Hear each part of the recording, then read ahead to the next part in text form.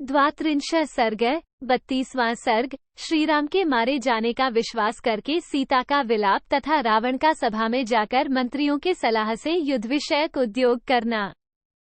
सीता जी ने उस मस्तक और उस उत्तम धनुष को देखकर तथा हनुमान जी की कही हुई सुग्रीव के साथ मैत्री संबंध होने की बात याद करके अपने पति के जैसे ही नेत्र, मुख का वर्ण, मुखाकृति, केश, ललाट और उस सुंदर चूड़ामणिक लक्ष्य किया।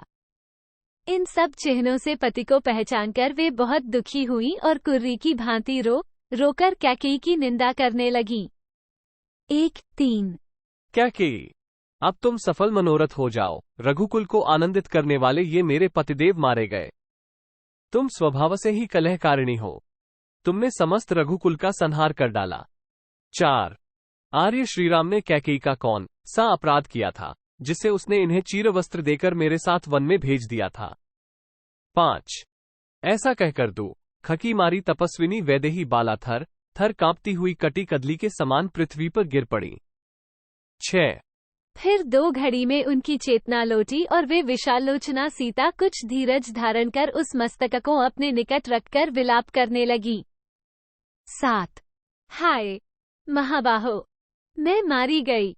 आप वीरव्रत का पालन करने वाले थे। आपकी इस अंतिम अवस्था को मुझे अपनी आंखों से देखना पड़ा। आपने मुझे विधवा बना दिया। 8 स्त्री से पहले पति का मरना उसके लिए महान अनर्थकारी दोष बताया जाता है। मुझ सती साध्वी के रहते हुए मेरे सामने आप जैसे सदाचारी पति का निधन हुआ, यह मेरे लिए महान दुख की बात है। 9 मैं महान संकट में पड़ी हूँ, शोक के समुद्र में डूबी हूँ। जो मेरा उद्धार करने के लिए उद्यत थे, उन आप जैसे वीर को भी शत्रुओं ने मार गिराया। 10 रघुनंदन, जैसे कोई बछड़े के प्रति स्नेह से भरी हुई गाय को उस बछड़े से विलग कर दे, यही दशा मेरी सास कौसल्या की हुई है। वे दयामयी जननी आप जैसे पुत्र से बिछुड़ गईं। 11 रघुवीर, ज्योतिषियों ने तो आपकी आयु बहुत बड़ी बताई थी, किंतु उनकी बात झूठी सिद्ध हुई।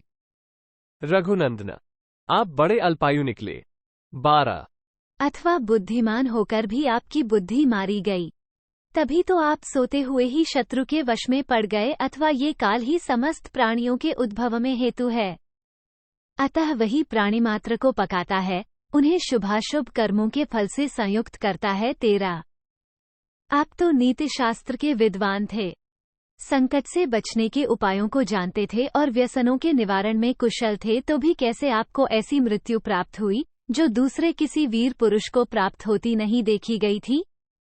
कमल नयन, भीषण और अत्यंत क्रूर कालरात्रि आपको हृदय से लगाकर मुझसे हठात छीन ले गई। पुरुषोत्तम महाबाहो, आप मुझ तपस्विनी को त्याग कर अपनी प्रियतमा नारी की भांति इस पृथ्वी का आलिंगन करके यहाँ सो रहे हैं।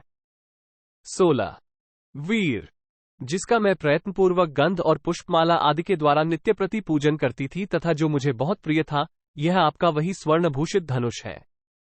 निष्पाप रघुनंदन, निश्चय ही आप स्वर्ग में जाकर मेरे श्वशुर और अपने पिता महाराज दशरथ से तथा अन्य सब पितरों से भी मिले होंगे। 18 आप पिता की आज्ञा का पालन रूपी महान कर्म करके अद्भुत पुण्य का उपार्जन कर यहाँ से अपने उस राजर्षि कुल की उपेक्षा करके उसे छोड़कर जा रहे हैं, जो आकाश में नक्षत्र बनकर प्रकाशित होता है। आपको ऐसा नहीं करना चाहिए। 19 इक्ष्वाकु वंश के राजा त्रिशंकु आकाश में नक्षत्र होकर प्रकाशित होते हैं, उन्हीं के कारण क्षत्रिय न्याय से समस्त कुल को ही नक्षत्र कुल बताया है। राजन, आपने अपनी छोटी अवस्था में ही, जबकि मेरी भी छोटी ही अवस्था थी, मुझे पत्नी रूप में प्राप्त किया।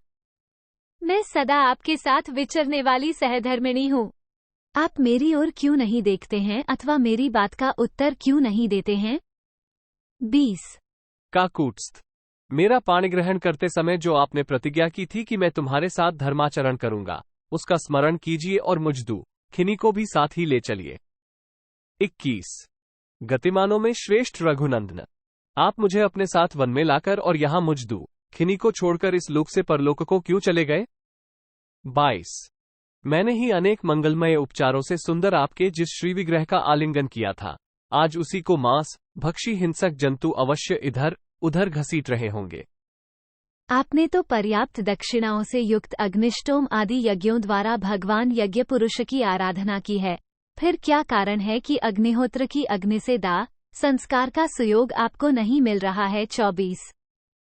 हम 3 व्यक्ति एक साथ वन में आए थे, परंतु अब शोकाकुल हुई माता कौसल्या केवल एक व्यक्ति लक्ष्मण को ही घर लौटा हुआ देख सकेंगी। 25। उनके पूछने पर लक्ष्मण उन्हें रात्रि के समय राक्षसों के हाथ से आपके मित्र की सेना के तथा सोते हुए आपके भी वध का समाचार अवश्य सुनाएंगे। 26। रघुनंदन, जब उन्हें ये ज्ञात होगा कि आप सोते समय मारे गए और मैं राक्षस के घर में हर लाई गई हूं, तो उनका हृदय विदीर्ण हो जाएगा और वे अपने प्राण त्याग देंगी। 27। हाय, मुझ अनार्या के लिए निष्पाप राजकुमार श्रीराम, जो महान पराक्रमी थे, समुद्र लंघन जैसा महान कर्म करके भी गाय की खुरी के बराबर जल में डूब गए, बिना युद्ध किए सोते समय मारे गए। 28। हाय, दशरथ नंदन श्रीराम, मुझ जैसी कुलकलंकिनी नारी को मोहवश ब्याह लाए, पत्नी ही आर्यपुत्र श्रीराम के लिए मृत्यु रूप बन गई। 29। जिनके यहाँ सब लोग याचक बनकर आते थे एवं सभी अतिथि जिन्हें प्रिय थे, उन्हीं श्रीराम की पत्नी होकर जो मैं आज शोक कर रही हूँ, इससे जान पड़ता है कि मैंने दूसरे जन्म में निश्चय ही उत्तम दानधर्म में बाधा डाली थी। 30। रावण, मुझे भी श्रीराम के शव के ऊपर रखकर मेरा वध करा डालो, इस प्रकार पति को पत्नी से मिला दो, यह उत्तम कल्याणकारी कार्य है, इसे अवश्य करो। रावण, मेरे सिर से पति के सिर का और मेरे शरीर से उनके शरीर का संयोग करा दो। इस प्रकार मैं अपने महात्मा पति की गति का ही अनुसरण करूंगी। इस प्रकार खसे संतप्त हुई विशालोचना जनक नंदिनी सीता पति के मस्तक तथा धनुष को देखने और विलाप करने लगी। 33। जब सीता इस तरह विलाप कर रही थी, उसी समय वहां रावण की सेना का एक राक्षस हाथ जोड़े हुए अपने स्वामी के पास आया। 34। उसने आर्यपुत्र महाराज की जय हो कहकर रावण का अभिवादन किया और उसे प्रसन्न करके ये सूचना दी कि सेनापति प्रहस्त पधारे हैं। 35। प्रभु, सब मंत्रियों के साथ प्रहस्त महाराज की सेवा में उपस्थित हुए हैं। वे आपका दर्शन करना चाहते हैं, इसीलिए उन्होंने मुझे यहाँ भेजा है। 36।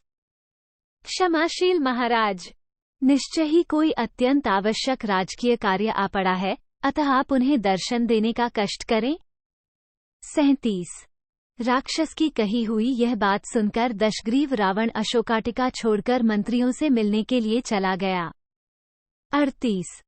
उसने मंत्रियों से अपने सारे कृत्य का समर्थन कराया और श्री रामचंद्र जी के पराक्रम का पता लगाकर सभा भवन में प्रवेश करके वो प्रस्तुत कार्य की व्यवस्था करने लगा। 39। रावण के वहां से निकलते ही वो सिर और उत्तम धनुष दोनों अदृश्य हो गए। 40। राक्षसराज रावण ने अपने उन भयानक मंत्रियों के साथ बैठकर राम के प्रति किए जाने वाले तत्कालोचित कर्तव्य का निश्चय किया। 41। फिर राक्षसराज रावण ने पास ही खड़े हुए अपने हितैषी सेनापतियों से इस प्रकार समयानुकूल बात कही। तुम सब लोग शीघ्र ही डंडे से पीट कर धौंसा बजाते हुए समस्त सैनिकों को एकत्र करो, परंतु उन्हें इसका कारण नहीं बताना चाहिए।